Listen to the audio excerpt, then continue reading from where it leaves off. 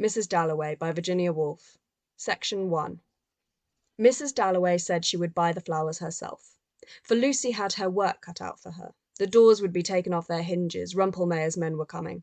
And then, thought Clarissa Dalloway, what a morning, fresh as if issued to children on a beach. What a lark! What a plunge! For so it had always seemed to her when, with a little squeak of the hinges, which she could hear now, she had burst open the French windows and plunged at Burton into the open air.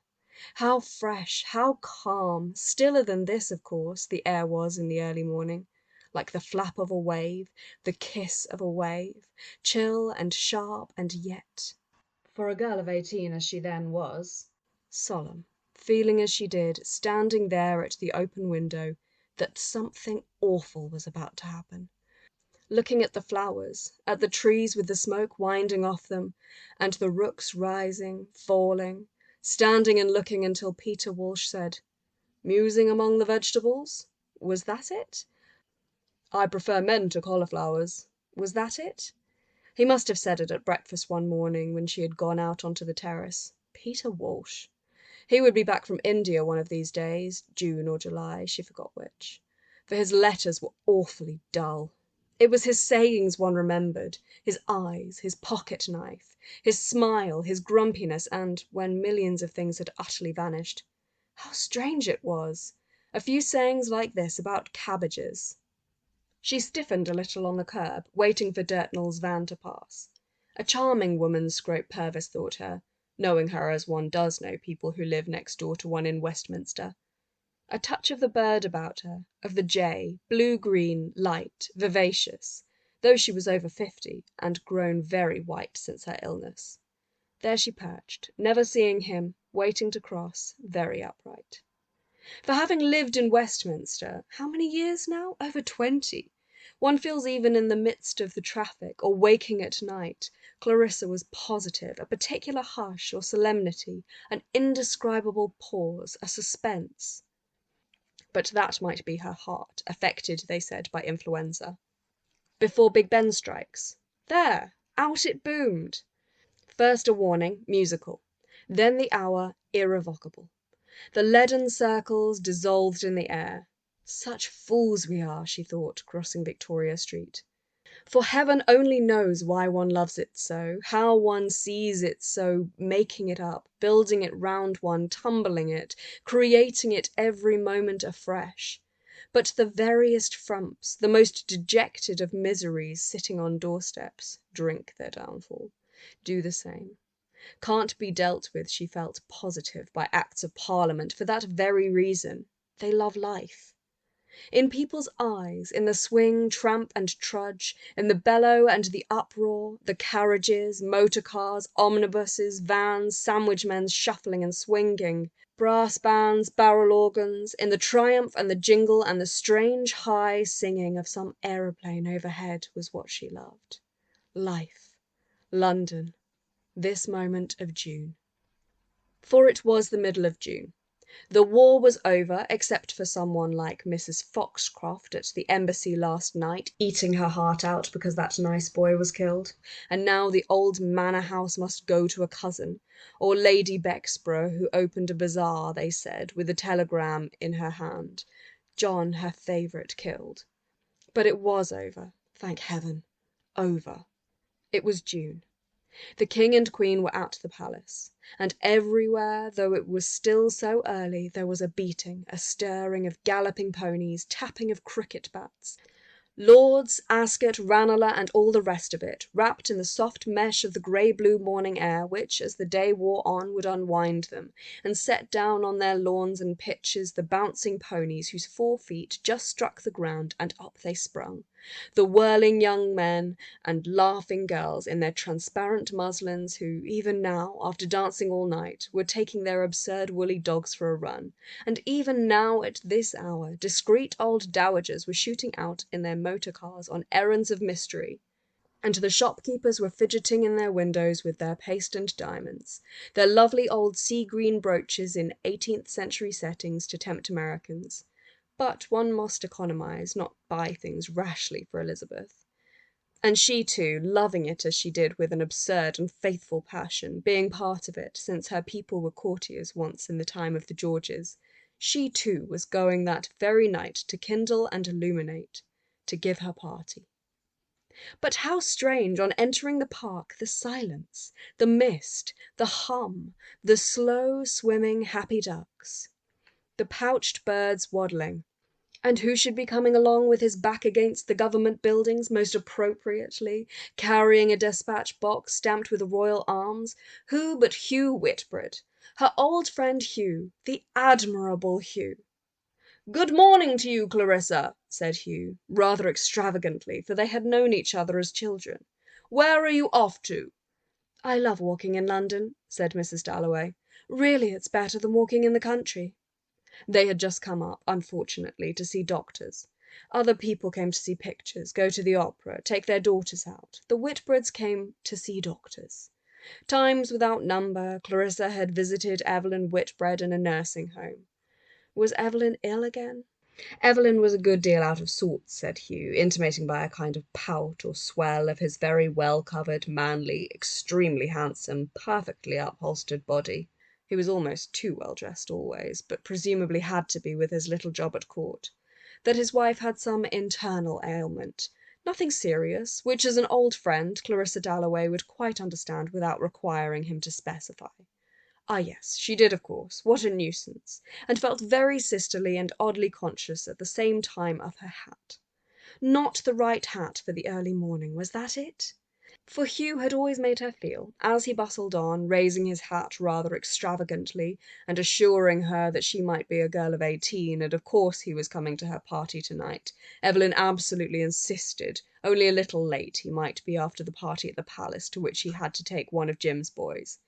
She always felt a little skimpy beside Hugh, schoolgirlish, but attached to him, partly from having known him always, but she did think him a good sort in his own way, though Richard was nearly driven mad by him, and as for Peter Walsh, he had never to this day forgiven her for liking him. She could remember scene after scene at Burton, Peter furious, Hugh not, of course, his match in any way, but still not a positive imbecile as Peter made out, not a mere barber's block. When his old mother wanted him to give up shooting or to take her to Bath, he did it without a word. He was really unselfish. And as for saying, as Peter did, that he had no heart, no brain, nothing but the manners and breeding of an English gentleman, that was only her dear Peter at his worst. And he could be intolerable, he could be impossible, but adorable to walk with on a morning like this. June had drawn out every leaf on the trees. The mothers of Pimlico gave suck to their young. Messages were passing from the Fleet to the Admiralty. Arlington Street and Piccadilly seemed to chafe the very air in the park, and lift its leaves hotly, brilliantly, on waves of that divine vitality which Clarissa loved. To dance, to ride, she had adored all that. For they might be parted for hundreds of years, she and Peter. She never wrote a letter, and his were dry sticks. But suddenly it would come over her. If he were with me now, what would he say? Some days, some sights bringing him back to her calmly, without the old bitterness, which perhaps was the reward of having cared for people. They came back in the middle of St. James's Park on a fine morning, indeed they did. But Peter, however beautiful the day might be, and the trees and the grass and the little girl in pink, Peter never saw a thing of all that. He would put on his spectacles, if she told him to. He would look. It was the state of the world that interested him. Wagner, Pope's poetry, people's characters eternally, and the defects of her own soul. How he scolded her! How they argued! She would marry a prime minister and stand at the top of a staircase, the perfect hostess, he called her. She had cried over it in her bedroom. She had the makings of the perfect hostess, he said.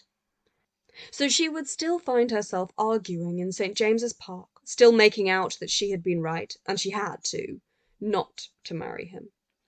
For in marriage, a little license, a little independence there must be between people living together day in, day out in the same house, which Richard gave her and she him. Where was he this morning, for instance? Some committee. She never asked what. But with Peter everything had to be shared, everything gone into. and it was intolerable. And when it came to that scene in the little garden by the fountain, she had to break with him or they would have been destroyed, both of them ruined, she was convinced. Though she had borne about with her for years like an arrow sticking in her heart, the grief, the anguish, and then the horror of the moment when someone told her at a concert that he had married a woman met on the boat going to India. Never should she forget all that. Cold, heartless, a prude, he called her. Never could she understand how he cared. But those Indian women did, presumably, silly, pretty, flimsy nincompoops. And she wasted her pity. For he was quite happy, he assured her, perfectly happy, though he had never done a thing that they talked of. His whole life had been a failure. It made her angry still. She had reached the park gates. She stood for a moment looking at the omnibuses in Piccadilly. She would not say of anyone in the world now that they were this or were that. She felt very young, at the same time unspeakably aged. She sliced like a knife through everything, at the same time was outside looking on. She had a perpetual sense, as she watched the taxicabs, of being out, far out to sea and alone. She always had the feeling that it was very, very dangerous to live even one day. Not that she thought herself clever or much out of the ordinary. How she had got through life on the few twigs of knowledge Fraulein Daniels gave them she could not think. She knew nothing, no language, no history. She scarcely read a book now except memoirs in bed. And yet to her it was absolutely absorbing. All this, the cabs passing, and she would not say of Peter, she would not say of herself, I am this, I am that. Her only gift was knowing people almost by instinct, she thought, walking on. If you put her in a room with someone, up went her back like a cat's, or she purred. Devonshire House, Bath House, the house with the china cockatoo, she had seen them all lit up once, and remembered Sylvia, Fred, Sally Seton, such hosts of people, and dancing all night, and the wagons plodding past to the market, and driving home across the park. She remembered once throwing a shilling into the Serpentine. But every one remembered. What she loved was this. Here, now, in front of her, the fat lady in the cab. Did it matter then, she asked herself, walking towards Bond Street, did it matter that she must inevitably cease completely? All this must go on without her. Did she resent it, or did it not become consoling to believe that death ended absolutely? But that somehow in the streets of London, on the ebb and flow of things here, there, she survived, Peter survived, lived in each other, she being part, she was positive, of the trees at home, of the house there, ugly, rambling all to bits and pieces as it was, part of people she had never met, being laid out like a mist between the people she knew best, who lifted her on their branches as she had seen the trees lift the mist. But it spread ever so far, her life, herself. But what was she dreaming as she looked into Hatchard's shop window? What was she trying to recover? What image of white dawn in the country as she read in the book spread open? Fear no more the heat of the sun, nor the furious winter's rages. Section 2. This late age of the world's experience had bred in them all men and women, a well of tears. Tears and sorrows, courage and endurance, a perfectly upright and stoical bearing. Think, for example, of the woman she admired most, Lady Bexborough, opening the bazaar. There were Jorrocks' Jaunts and Jollities, there were Soapy Sponge and Mrs. Asquith's memoirs, and big game shooting in Nigeria, all spread open. Ever so many books there were, but none that seemed exactly right to take to Evelyn Whitbread in her nursing home. Nothing that would serve to amuse her and make that indescribably dried-up little woman look, as Clarissa came in, just for a moment cordial, before they settled down for the usual interminable talk of women's ailments. How much she wanted it. That people should look pleased as she came in, Clarissa thought, and turned and walked back towards Bond Street, annoyed, because it was silly to have other reasons for doing things. Much rather would she have been one of those people like Richard who did things for themselves. Whereas, she thought, waiting to cross, half the time she did things not simply, not for themselves, but to make people think this or that. Perfect idiocy, she knew.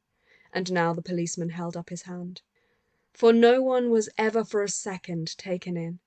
Oh, if she could have had her life over again, she thought, stepping onto the pavement, could have looked even differently. She would have been, in the first place, dark like Lady Bexborough, with a skin of crumpled leather and beautiful eyes. She would have been, like Lady Bexborough, slow and stately, rather large, interested in politics like a man, with a country house, very dignified, very sincere. Instead of which she had a narrow pea-stick figure, a ridiculous little face, beaked like a bird's. That she held herself well was true, and had nice hands and feet, and dressed well, considering that she spent little. But often now this body she wore, she stopped to look at a Dutch picture. This body, with all its capacities, seemed nothing, nothing at all. She had the oddest sense of being herself invisible, unseen, unknown. There being no more marrying, no more having of children now, but only this astonishing and rather solemn progress with the rest of them, up Bond Street, this being Mrs. Dalloway, not even Clarissa any more, this being Mrs. Richard Dalloway. Bond Street fascinated her. Bond Street early in the morning in the season, its flags flying, its shops, no splash, no glitter, one roll of tweed in the shop where her father had bought his suits for 50 years, a few pearls, salmon on an ice block. That is all, she said, looking at the fishmongers. That is all, she repeated, pausing for a moment at the window of a glove shop where, before the war, you could buy almost perfect gloves. And her old Uncle William used to say, a lady is known by her shoes and her gloves. He had turned on his bed one morning in the middle of the war. He had said, I have had enough. Gloves and shoes. She had a passion for gloves, but her own daughter, her Elizabeth, cared not a straw for either of them. Not a straw, she thought, going on up Bond Street to a shop where they kept flowers for her when she gave a party. Elizabeth really cared for her dog most of all. The whole house this morning smelt of tar. Still, better poor Grizzle than Miss Kilman. Better distemper and tar and all the rest of it than sitting mewed in a stuffy bedroom with a prayer book. Better anything, she was inclined to say. But it might be only a phase, as Richard said, such as all girls go through. It might be falling in love. But why with Miss Kilman? Who had been badly treated, of course, one must make allowances for that. And Richard said she was very able, had a really historical mind. Anyhow, they were inseparable, and Elizabeth, her own daughter, went to communion, and how she dressed, how she treated people who came to lunch, she did not care a bit, it being her experience that the religious ecstasy made people callous, so did causes. Dulled their feelings, for Miss Kilman would do anything for the Russians, starved herself for the Austrians, but in private inflicted positive torture, so insensitive was she, dressed in a green mackintosh coat. Year in, year out, she wore that coat. She perspired. She was never in the room 5 minutes without making you feel her superiority, your inferiority. How poor she was, how rich you were, how she lived in a slum without a cushion or a bed or a rug or whatever it might be, all her soul rusted with that grievance sticking in it, her dismissal from school during the war, poor, embittered, unfortunate creature. For it was not her one hated, but the idea of her, which undoubtedly had gathered into itself a great deal that was not Miss Kilman, had become one of those spectres with which one battles in the night. One of those spectres who stand astride us and suck up half our lifeblood, dominators and tyrants. For no doubt with another throw of the dice, had the black been uppermost and not the white, she would have loved Miss Kilman. But not in this world, no. It rasped her, though, to have stirring about in her this brutal monster, to hear twigs cracking and feel hooves planted down in the depths of that leaf-encumbered forest, the soul, never to be content quite or quite secure, For at any moment the brute would be stirring, this hatred, which especially since her illness had power to make her feel scraped, hurt in her spine, gave her physical pain, and made all pleasure in beauty, in friendship, in being well, in being loved, and making her home delightful rock, quiver and bend, as if indeed there were a monster grubbing at the roots, as if the whole panoply of content were nothing but self-love. This hatred! Nonsense, nonsense, she cried to herself, pushing through the swing doors of Mulberry's the florist's. She advanced, light, tall, very upright, to be greeted at once by button-faced Miss Pym, whose hands were always bright red as if they had been stood in cold water with the flowers. There were flowers, delphiniums, sweet peas, bunches of lilac and carnations, masses of carnations. There were roses, there were irises. Ah, yes. So she breathed in the earthy garden sweet smell as she stood talking to Miss Pym, who owed her help, and thought her kind, for kind she had been years ago, very kind. But she looked older this year, turning her head from side to side among the irises and roses and nodding tufts of lilac with her eyes half closed, snuffing in, after the street uproar, the delicious scent, the exquisite coolness. And then, opening her eyes, how fresh, like frilled linen clean from a laundry, laid in wicker trays, the roses looked, and dark and prim the red carnations holding their heads up, and all the sweet peas spreading in their bowls, tinged violet, snow-white, pale, as if it were the evening and girls in muslin frocks came out to pick sweet peas and roses after the superb summer's day, with its almost blue-black sky, its delphiniums, its carnations, its arum lilies, was over, and it was the moment between 6 and 7 when every flower, roses, carnations, irises, lilac, glows. White, violet, red, deep orange, every flower seems to burn by itself, softly, purely in the misty beds. And how she loved the grey-white moths spinning in and out, over the cherry pie, over the evening primroses. And as she begun to go with Miss Pym from jar to jar, choosing, nonsense, nonsense, she said to herself, more and more gently, as if this beauty, this scent, this colour, and Miss Pym liking her, trusting her, were a wave which she let flow over her and surmount that hatred, that monster, surmount it all. And it lifted her up and up when, oh, a pistol shot in the street outside. "Dear, those motor cars," said Miss Pym, going to the window to look, and coming back and smiling apologetically with her hands full of sweet peas, as if those motor cars, those tires of motor cars, were all her fault.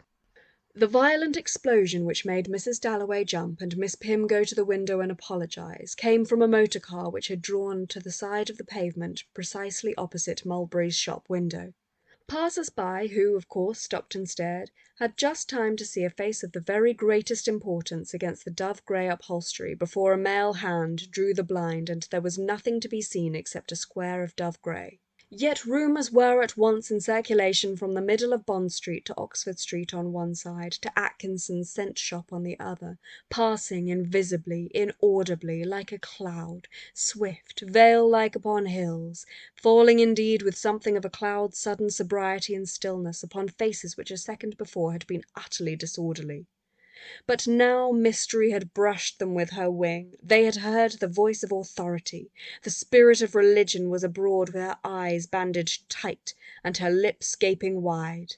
But nobody knew whose face had been seen.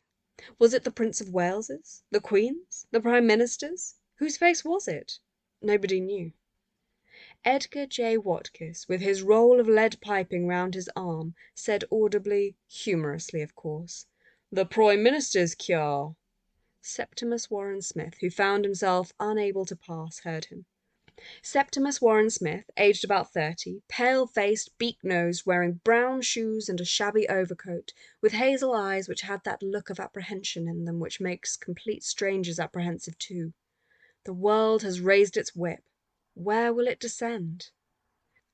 Everything had come to a standstill. The throb of the motor engine sounded like a pulse, irregularly drumming through an entire body. The sun became extraordinarily hot because the motor car had stopped outside Mulberry's shop window. Old ladies on the tops of omnibuses spread their black parasols. Here a green, here a red parasol opened with a little pop.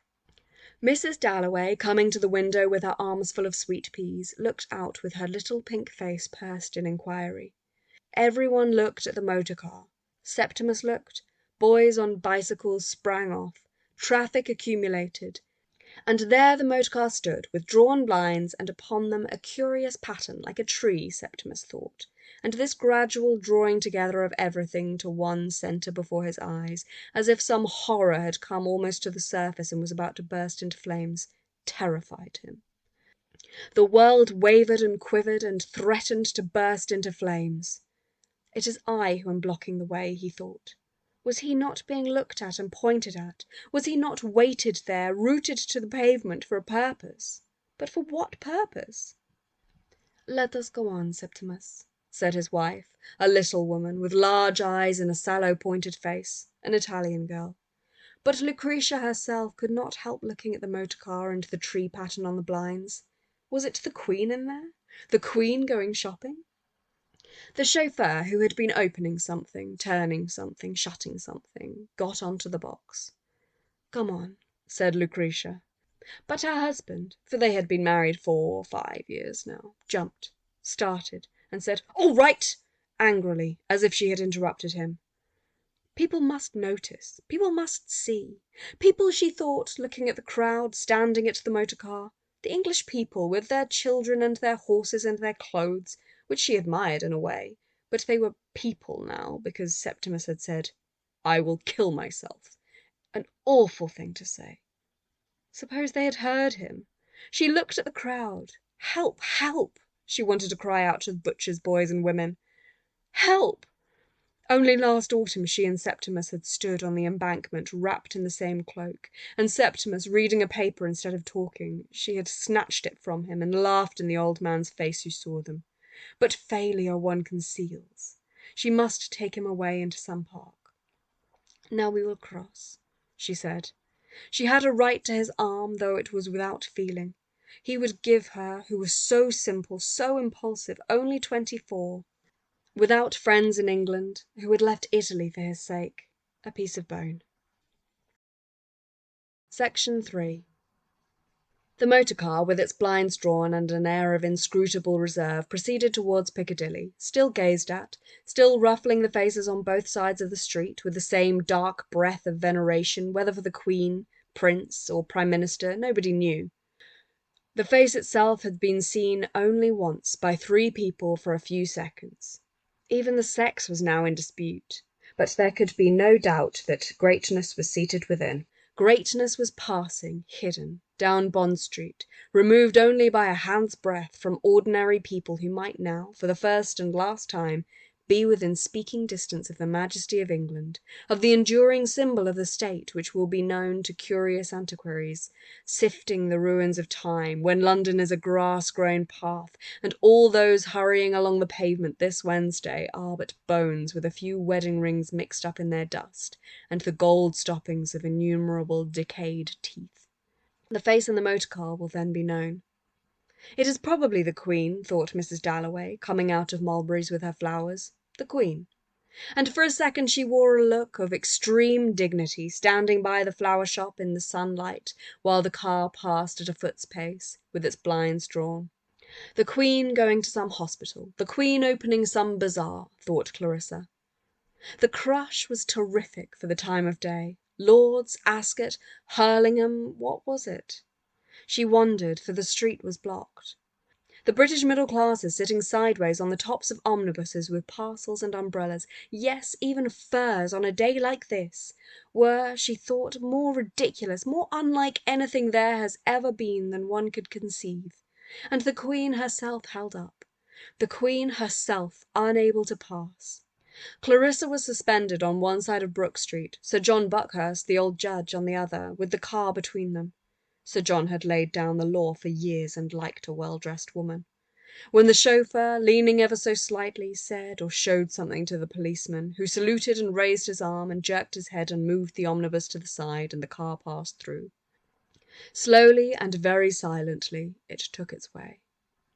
Clarissa guessed, Clarissa knew of course, she had seen something white, magical, circular in the footman's hand, a disc inscribed with a name.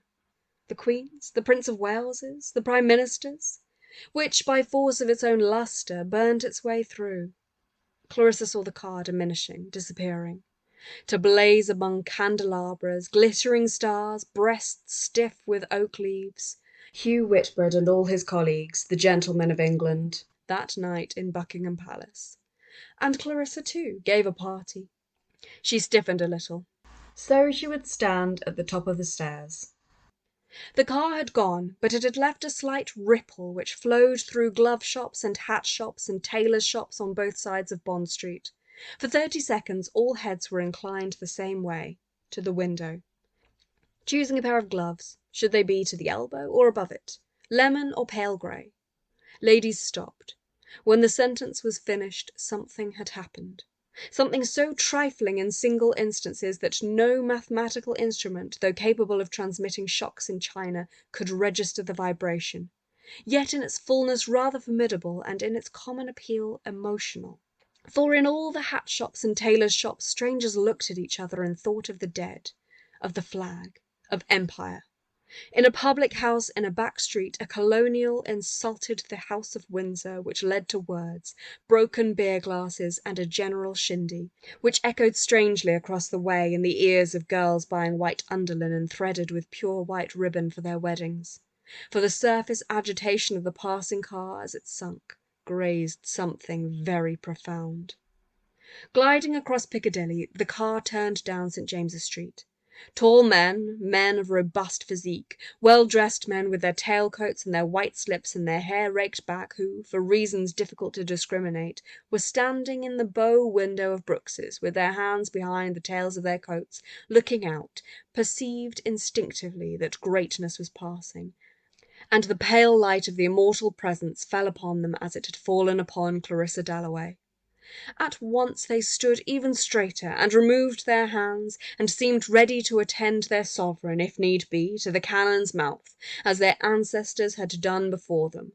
The white busts and the little tables in the background, covered with copies of the Tatler and siphons of soda-water, seemed to approve, seemed to indicate the flowing corn and the manor-houses of England, and to return the frail hum of the motor wheels as the walls of a whispering gallery return a single voice, expanded and made sonorous by the might of a whole cathedral.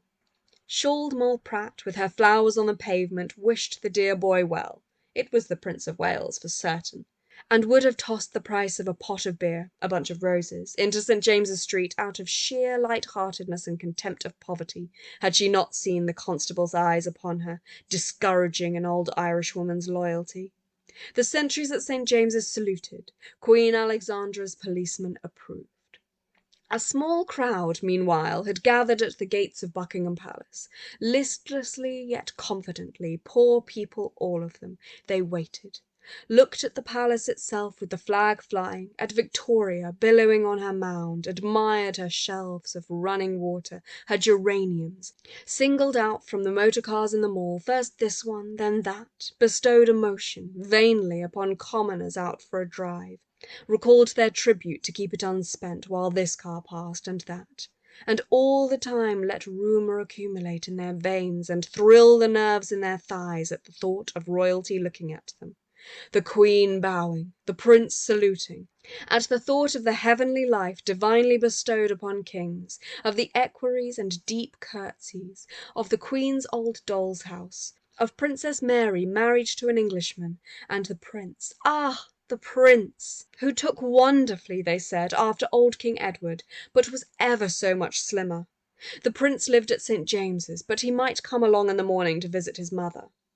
So Sarah Bletchley said, with her baby in her arms, tipping her foot up and down as though she were by her own fender in Pimlico, but keeping her eyes on the Mall, while Emily Coates ranged over the palace windows and thought of the housemaids, the innumerable housemaids, the bedrooms, the innumerable bedrooms, joined by an elderly gentleman with an Aberdeen terrier, by men without occupation, the crowd increased. Little Mr. Bowley, who had rooms in the Albany and was sealed with wax over the deeper sources of life, but could be unsealed suddenly, inappropriately, sentimentally by this sort of thing. Poor women waiting to see the Queen go past. Poor women, nice little children, orphans, widows, the war. Tut, tut. Actually had tears in his eyes. A breeze, flaunting ever so warmly down the Mall through the thin trees past the bronze heroes, lifted some flag flying in the British breast of Mr. Bowley, and he raised his hat as the car turned into the Mall, and held it high as the car approached. And let the poor mothers of Pimlico press close to him, and stood very upright. The car came on.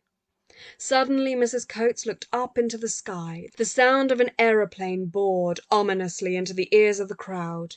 There it was, coming over the trees, letting out white smoke from behind, which curled and twisted, actually writing something, making letters in the sky. Everyone looked up. Dropping dead down, the aeroplane soared straight up, curved in a loop, raced, sank, rose, and whatever it did, wherever it went, out fluttered behind it a thick ruffled bar of white smoke, which curled and wreathed upon the sky in letters. But what letters? A, C, was it? An E, then an L? Only for a moment did they lie still, then they moved and melted and were rubbed out up in the sky, and the aeroplane shot further away and again, in a fresh space of sky, began writing a K, an E, a Y perhaps? "Glaxo," said Mrs. Coates in a strained, awe-stricken voice, gazing straight up, and her baby, lying stiff and white in her arms, gazed straight up. "Cremo," murmured Mrs. Bletchley, like a sleepwalker. With his hat held out perfectly still in his hand, Mr. Bowley gazed straight up. All down the Mall people were standing and looking up into the sky. As they looked, the whole world became perfectly silent, and a flight of gulls crossed the sky, first one gull leading, then another, and in this extraordinary silence and peace, in this pallor, in this purity, bells struck 11 times, the sound fading up there among the gulls. The aeroplane turned and raced and swooped, exactly where it liked, swiftly, freely, like a skater. "That's an E," said Mrs. Bletchley. "Or a dancer." "It's toffee," murmured Mr. Bowley. And the car went in at the gates, and nobody looked at it. And shutting off the smoke, away and away it rushed, and the smoke faded and assembled itself round the broad white shapes of the clouds. It had gone. It was behind the clouds. There was no sound. The clouds to which the letters E, G, or L had attached themselves moved freely, as if destined to cross from west to east on a mission of the greatest importance, which would never be revealed. And yet certainly so it was, a mission of the greatest importance. Then suddenly, as a train comes out of a tunnel, the aeroplane rushed out of the clouds again, the sound boring into the ears of all people in the Mall, in the Green Park, in Piccadilly, in Regent Street, in Regent's Park, and the bar of smoke curved behind, and it dropped down, and it soared up and wrote one letter after another. But what word was it writing? Lucretia Warren Smith, sitting by her husband's side on a seat in Regent's Park and the Broad Walk, looked up. "Look, look, Septimus!" she cried, for Dr. Holmes had told her to make her husband, who had nothing whatever seriously the matter with him, but was a little out of sorts, take an interest in things outside himself. So, thought Septimus, looking up, they are signalling to me. Not indeed in actual words, that is, he could not read the language yet, but it was plain enough, this beauty, this exquisite beauty, and tears filled his eyes as he looked at the smoke words languishing and melting in the sky, and bestowing upon him in their inexhaustible charity and laughing goodness one shape after another of unimaginable beauty, and signalling their intention to provide him for nothing, for ever, for looking merely, with beauty, more beauty. Tears ran down his cheeks. It was toffee. They were advertising toffee, a nursemaid told Regia. Together they began to spell T-O-F-K-R,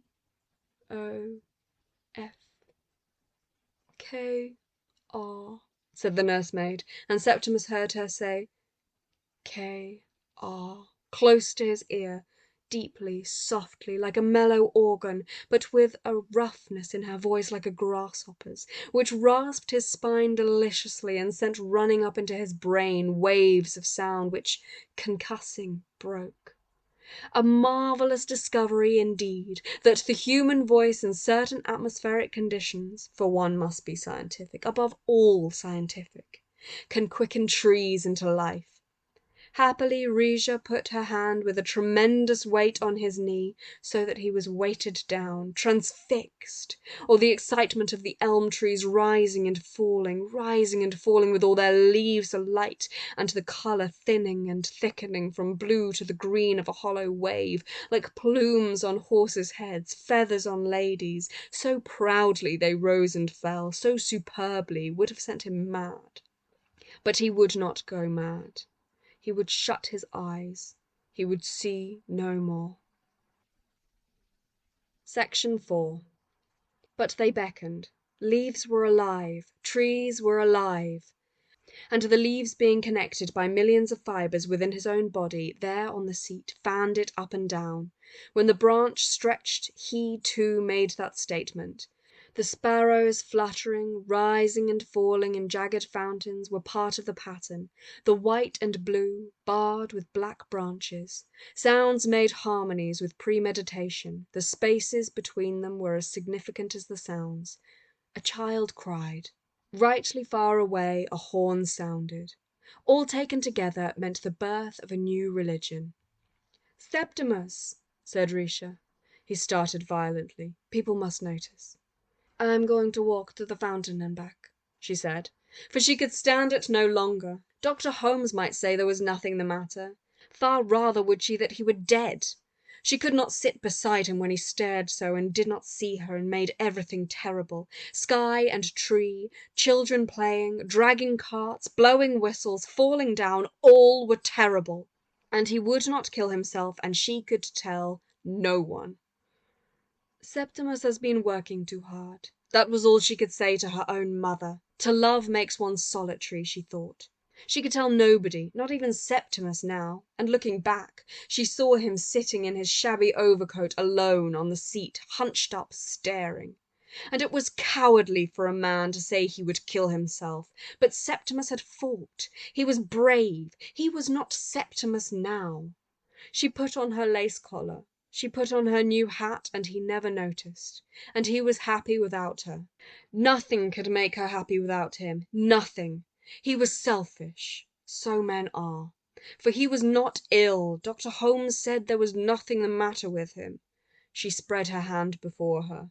Look. Her wedding ring slipped. She had grown so thin. It was she who suffered, but she had nobody to tell.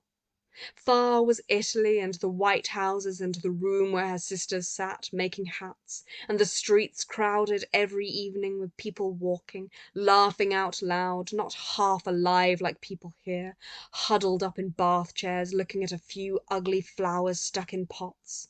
"For you should see the Milan gardens," she said aloud. But to whom? There was nobody. Her words faded. So a rocket fades. Its sparks, having grazed their way into the night, surrender to it.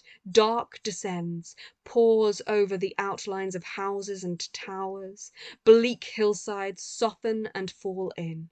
But though they are gone, the night is full of them. Robbed of colour, blank of windows, they exist more ponderously, give out what the frank daylight fails to transmit, the trouble and suspense of things conglomerated there in the darkness, huddled together in the darkness.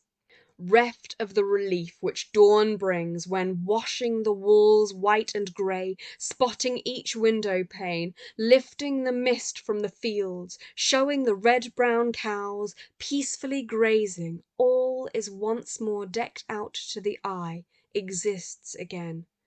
"I am alone, I am alone," she cried, by the fountain in Regent's Park, staring at the Indian and his cross, as perhaps at midnight, when all boundaries are lost, the country reverts to its ancient shape, as the Romans saw it, lying cloudy when they landed, and the hills had no names and rivers wound they knew not where. Such was her darkness. when suddenly, as if a shelf were shot forth and she stood on it, she said how she was his wife, married years ago in Milan, his wife, and would never, never tell that he was mad. Turning, the shelf fell. Down, down she dropped. For he was gone, she thought, gone as he threatened to kill himself, to throw himself under a cart. But no, there he was, still sitting alone on the seat in his shabby overcoat, his legs crossed, staring, talking aloud. Men must not cut down trees. There is a God. He noted such revelations on the backs of envelopes. Change the world. No one kills from hatred. Make it known. He wrote it down. He waited. He listened. A sparrow perched on the railing opposite chirped Septimus, Septimus, 4 or 5 times over, and went on, drawing its notes out, to sing freshly and piercingly in Greek words how there is no crime, and, joined by another sparrow, they sang in voices prolonged and piercing in Greek words, from trees in the meadow of life beyond a river where the dead walk, how there is no death. There was his hand. There the dead. White things were assembling behind the railings opposite, but he dared not look. Evans was behind the railings. "What are you saying?" said Regia suddenly, sitting down by him. Interrupted again. She was always interrupting. "Away from people. They must get away from people," he said, jumping up. "Right away, over there, where there were chairs beneath a tree, and the long slope of the park dipped like a length of green stuff with a ceiling cloth of blue and pink smoke high above, and there was a rampart of far irregular houses, hazed in smoke, the traffic hummed in a circle, and on the right, dun-coloured animals stretched long necks over the zoo palings, barking, howling. There they sat down under a tree. Look," she implored him, pointing at a little troop of boys carrying cricket stumps, and one shuffled, spun round on his heel and shuffled, as if he were acting a clown at the music hall. "Look," she implored him, for Dr. Holmes had told her to make him notice real things, go to a music hall, play cricket. That was the very game, Dr. Holmes said, a nice out-of-door game, the very game for her husband. "Look," she repeated. Look, the unseen bade him, the voice which now communicated with him who was the greatest of mankind, Septimus, lately taken from life to death, the lord who had come to renew society, who lay like a coverlet, a snow blanket smitten only by the sun, forever unwasted, suffering forever, the scapegoat, the eternal sufferer, but he did not want it, he moaned, putting from him with a wave of his hand that eternal suffering, that eternal loneliness. "Look," she repeated, for he must not talk aloud to himself out of doors. "Oh, look," she implored him. But what was there to look at? A few sheep. That was all. The way to Regent's Park Tube Station. Could they tell her the way to Regent's Park Tube Station? Maisie Johnson wanted to know. She was only up from Edinburgh 2 days ago. "Not this way, over there," Risha exclaimed, waving her aside lest she should see Septimus. Both seemed queer, Maisie Johnson thought. Everything seemed very queer. In London for the first time, come to take up a post at her uncle's in Leadenhall Street, and now walking through Regent's Park in the morning. This couple on the chairs gave her quite a turn. The young woman seeming foreign, the man looking queer, so that should she be very old, she would still remember and make it jangle again among her memories how she had walked through Regent's Park on a fine summer's morning 50 years ago. For she was only 19 and had got her way at last, to come to London, and now how queer it was. This couple she had asked the way of, and the girl started and jerked her hand, and the man, he seemed awfully odd. Quarrelling perhaps, parting forever perhaps. Something was up, she knew, and now all these people, for she returned to the broad walk, the stone basins, the prim flowers, the old men and women, invalids most of them in bath chairs, all seemed, after Edinburgh, so queer. And Maisie Johnson, as she joined that gently trudging, vaguely gazing, breeze-kissed company, squirrels perching and preening, sparrow fountains fluttering for crumbs, dogs busy with the railings, busy with each other, while the soft warm air washed over them and lent to the fixed, unsurprised gaze with which they received life something whimsical and mollified. Maisie Johnson positively felt she must cry, "Oh!" for that young man on the seat had given her quite a turn. Something was up, she knew. Horror! Horror! She wanted to cry. She had left her people. They had warned her what would happen.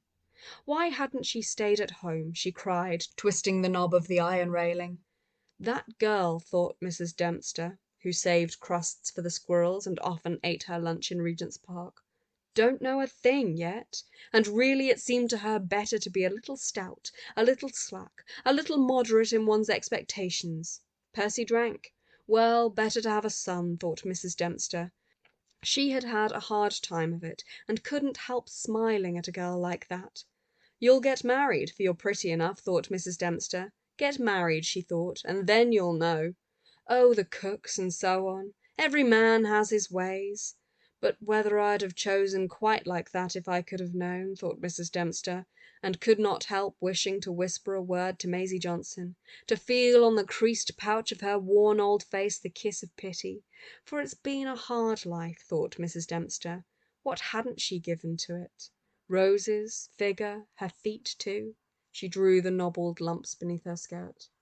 Roses, she thought sardonically. All trash, my dear. For really, what with eating, drinking, and mating, the bad days and good, life had been no mere matter of roses, and what was more, let me tell you, Carrie Dempster had no wish to change her lot with any woman's in Kentish Town.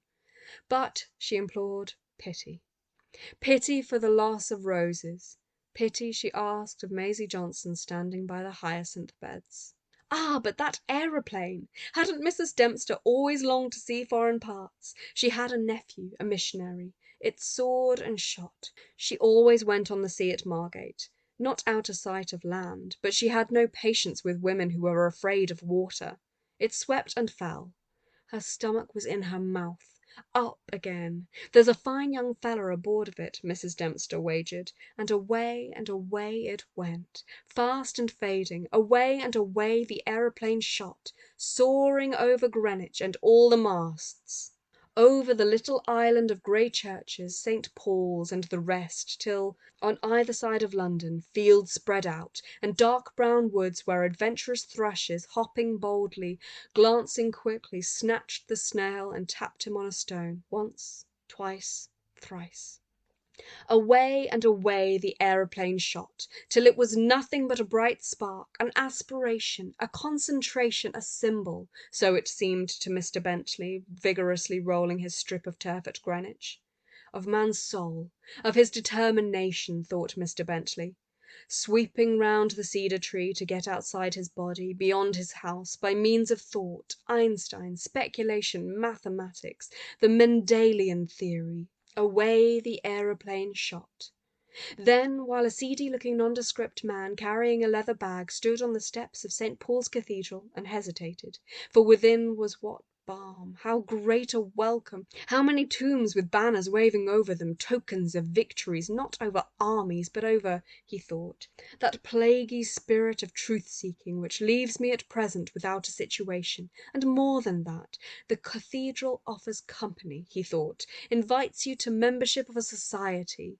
Great men belong to it. Martyrs have died for it. Why not enter in, he thought, put this leather bag stuffed with pamphlets before an altar, a cross, the symbol of something which has soared beyond seeking and questing and knocking of words together, and has become all spirit, disembodied, ghostly. Why not enter in, he thought, and while he hesitated, out flew the aeroplane over Ludgate Circus. It was strange. It was still. Not a sound was to be heard above the traffic. Unguided it seemed, sped of its own free will, and now curving up and up, straight up, like something mounting in ecstasy, in pure delight, out from behind poured white smoke, looping, writing a T, an O, an F. Section 5. "What are they looking at?" said Clarissa Dalloway to the maid who opened her door. The hall of the house was cool as a vault. Mrs. Dalloway raised her hand to her eyes, and as the maid shut the door to, and she heard the swish of Lucy's skirts, she felt like a nun who has left the world and feels fold round her the familiar veils and the response to old devotions. The cook whistled in the kitchen. She heard the click of the typewriter. It was her life, and, bending her head over the hall table, she bowed beneath the influence, felt blessed and purified, saying to herself, as she took the pad with a telephone message on it, "How moments like this are the buds on the tree of life. Flowers of darkness they are," she thought, as if some lovely rose had blossomed for her eyes only. Not for a moment did she believe in God, but all the more, she thought, taking up the pad, must one repay in daily life to servants, yes, to dogs and canaries, above all to Richard her husband, who was the foundation of it, of the gay sounds, of the green lights, of the cook even whistling, for Mrs. Walker was Irish and whistled all day long. One must pay back from this secret deposit of exquisite moments, she thought, lifting the pad, while Lucy stood by her, trying to explain how. "Mr. Dalloway, ma'am," Clarissa read on the telephone pad. "Lady Bruton wishes to know if Mr. Dalloway will lunch with her today." "Mr. Dalloway, ma'am, told me to tell you he would be lunching out." "Dear," said Clarissa, and Lucy shared, as she meant her to, her disappointment, but not the pang. Felt the concord between them, took the hint, thought how the gentry love, gilded her own future with calm, and, taking Mrs. Dalloway's parasol, handed it like a sacred weapon, which a goddess, having acquitted herself honourably in the field of battle, sheds, and placed it in the umbrella stand. "Fear no more," said Clarissa. "Fear no more the heat of the sun." For the shock of Lady Bruton asking Richard to lunch without her made the moment in which she had stood shiver, as a plant on the river bed feels the shock of a passing oar and shivers. So she rocked, so she shivered. Millicent Bruton, whose lunch parties were said to be extraordinarily amusing, had not asked her. No vulgar jealousy could separate her from Richard, but she feared time itself, and read on Lady Bruton's face, as if it had been a dial cut in impassive stone, the dwindling of life, how year by year her share was sliced, how little the margin that remained was capable any longer of stretching, of absorbing, as in the youthful years, the colours, salts, tones of existence, so that she filled the room she entered, and felt often as she stood hesitating one moment on the threshold of her drawing-room, an exquisite suspense, such as might stay a diver before plunging while the sea darkens and brightens beneath him, and the waves which threaten to break, but only gently split their surface, roll and conceal and encrust as they just turn over the weeds with pearl. She put the pad on the hall table. She began to go slowly upstairs, with her hand on the banisters, as if she had left a party, where now, this friend now that had flashed back her face, her voice, had shut the door and gone out and stood alone, a single figure against the appalling night, or rather, to be accurate, against the stare of this matter-of-fact June morning, soft with the glow of rose petals for some, she knew, and felt it, as she paused by the open staircase window which let in blinds flapping, dogs barking, let in, she thought, feeling herself suddenly shrivelled, aged, breastless, the grinding, blowing, flowering of the day, out of doors, out of the window, out of her body and brain, which now failed, since Lady Bruton, whose lunch parties were said to be extraordinarily amusing, had not asked her. Like a nun withdrawing, or a child exploring a tower, she went upstairs, paused at the window, came to the bathroom. There was the green linoleum and a tap dripping. There was an emptiness about the heart of life, an attic room. Women must put off their rich apparel. At midday they must disrobe. She pierced the pincushion and laid her feathered yellow hat on the bed. The sheets were clean, tight stretched in a broad white band from side to side. Narrower and narrower would her bed be. The candle was half burnt down, and she had read deep in Baron Marbo's memoirs. She had read late at night of the retreat from Moscow, for the house sat so long that Richard insisted, after her illness, that she must sleep undisturbed. And really she preferred to read of the retreat from Moscow. He knew it. So the room was an attic, the bed narrow, and lying there reading, for she slept badly, She could not dispel a virginity preserved through childbirth, which clung to her like a sheet. Lovely in girlhood, suddenly there came a moment, for example on the river beneath the woods at Clevedon, when through some contraction of this cold spirit she had failed him. And then at Constantinople, and again and again. She could see what she lacked. It was not beauty, it was not mind. It was something central which permeated, something warm which broke up surfaces and rippled the cold contact of man and woman, or of women together. For that she could dimly perceive. She resented it, had a scruple picked up heaven knows where, or, as she felt, sent by nature, who is invariably wise. Yet she could not resist sometimes yielding to the charm of a woman, not a girl, of a woman confessing, as to her they often did, some scrape, some folly.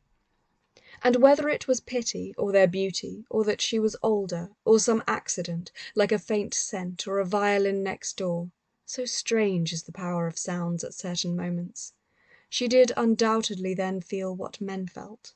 Only for a moment, but it was enough. It was a sudden revelation, a tinge like a blush which one tried to check, and then, as it spread, one yielded to its expansion, and rushed to the farthest verge, and there quivered, and felt the world come closer, swollen with some astonishing significance, some pressure of rapture, which split its thin skin and gushed and poured with an extraordinary alleviation over the cracks and sores. Then, for that moment, she had seen an illumination, a match burning in a crocus, an inner meaning almost expressed. But the close withdrew, the hard softened. It was over, the moment. Against such moments, with women too, there contrasted, as she laid her hat down, the bed and Baron Marbo and the candle half burnt. Lying awake, the floor creaked. The lit house was suddenly darkened, and if she raised her head she could just hear the click of the handle, released as gently as possible by Richard, who slipped upstairs in his socks and then, as often as not, dropped his hot water bottle and swore. How she laughed! But this question of love, she thought, putting her coat away, this falling in love with women. Take Sally Seton, her relation in the old days with Sally Seton. Had not that, after all, been love? She sat on the floor. That was her first impression of Sally. She sat on the floor with her arms round her knees, smoking a cigarette. Where could it have been? The Mannings? The Kinloch Joneses? At some party, where she could not be certain, for she had a distinct recollection of saying to the man she was with, "Who is that?" And he had told her, and said that Sally's parents did not get on. How that shocked her, that one's parents should quarrel. But all that evening she could not take her eyes off Sally.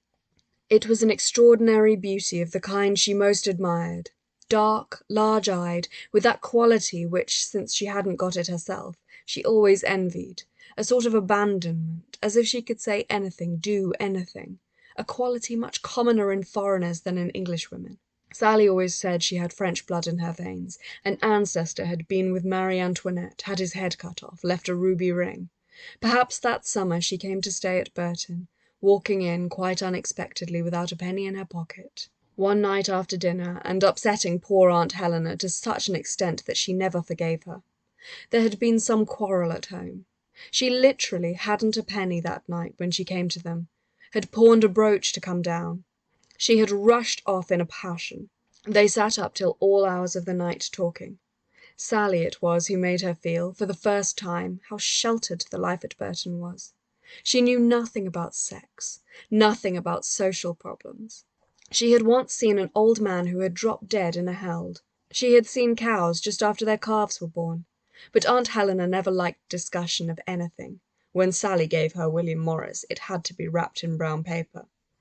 There they sat, hour after hour, talking in her bedroom at the top of the house, talking about life, how they were to reform the world. They meant to found a society to abolish private property, and actually had a letter written, though not sent out. The ideas were Sally's, of course, but very soon she was just as excited. Read Plato in bed before breakfast, read Morris, read Shelley by the hour. Sally's power was amazing, her gift, her personality. There was her way with flowers, for instance. At Burton they always had stiff little vases all the way down the table.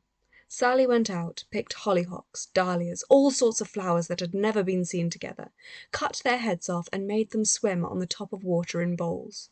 The effect was extraordinary, coming in to dinner in the sunset. Of course, Aunt Helena thought it wicked to treat flowers like that. Then she forgot her sponge and ran along the passage naked. That grim old housemaid, Ellen Atkins, went about grumbling. Suppose any of the gentlemen had seen. Indeed, she did shock people. She was untidy, Papa said.